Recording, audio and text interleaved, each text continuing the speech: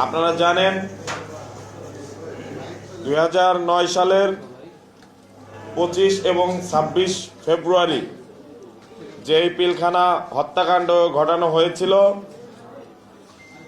সেই হত্যাকাণ্ড ঘটানোর অন্যতম উদ্দেশ্য এবং লক্ষ্য ছিল বাংলাদেশের অন্যতম শক্তিশালী, প্রধানতম শক্তিশালী দুইটি বাহিনী যাদেরকে মুখোমুখি দাঁড় করানো এবং এর ফলে তাদের মধ্যে যেন অবিশ্বাস সৃষ্টি হয় এবং সামগ্রিকভাবে বাংলাদেশ যেন প্রতিরক্ষা ব্যবস্থায় দুর্বল হয়, সেটি তাদের উদ্দেশ্য ছিল। আজকে 24-এর গণ অভ্যুত্থান পরবর্তী বাংলাদেশে সংবাদপত্রগুলো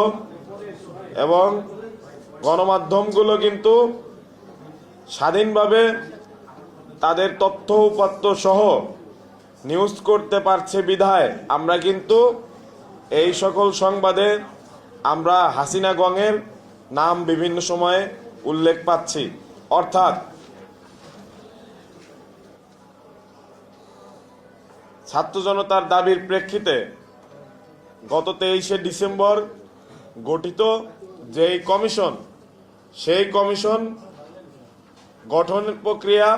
সেটি প্রমাণ করে আসলে এই সমগ্র যে বিচার প্রক্রিয়া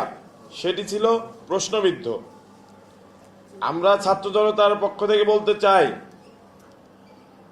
যদি কোনো নিরপরাধ বিডিআর সদস্য যারা এখনো তাদের সাজা ভোগ করে তাদের মেয়াদ শেষ হয়েছে, যারা পূর্বেই খালাস পেয়েছেন কিংবা এখনো বিভিন্ন মেয়াদে সাজাপ্রাপ্ত হয়ে জেলের ভেতরে আছেন এবং একই সাথে যারা ফাঁসির দণ্ডপ্রাপ্ত হয়েছেন,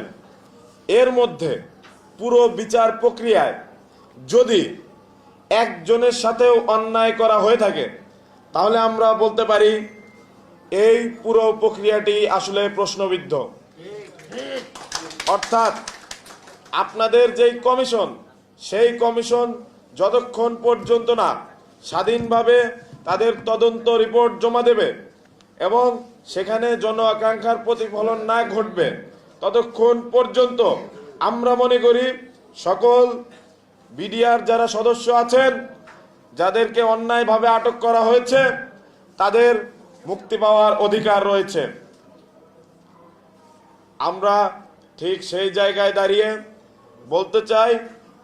যে এই পুরো বিচার প্রক্রিয়াটি ছিল যেহেতু প্রশ্নবিদ্ধ এবং অসংখ্য বিডিআর সদস্যকে হাসিনা জোরপূর্বক টর্চার করে বিভিন্ন সময়ে অনেককে হত্যা পর্যন্ত করেছে জেলের ভিতর নির্মমভাবে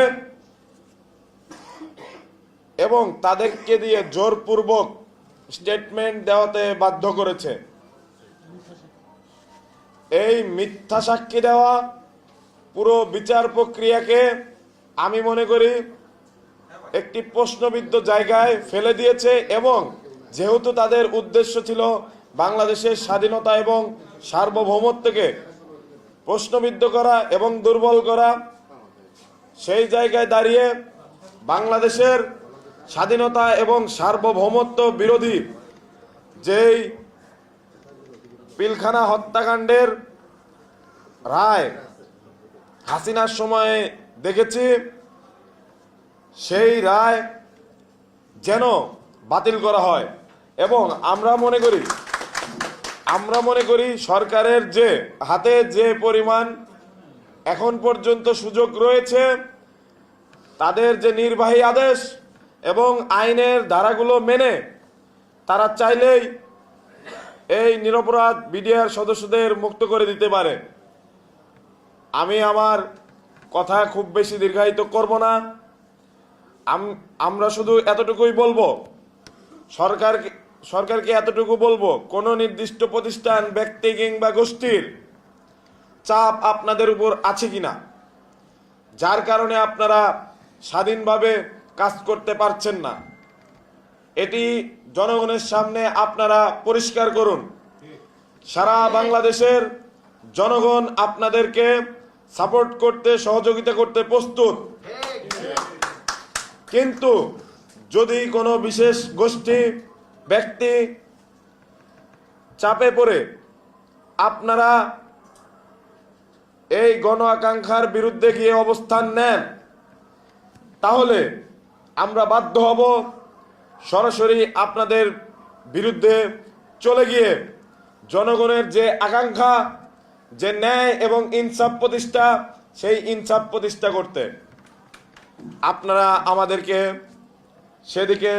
নেওয়ার জন্য বাধ্য করবেন না।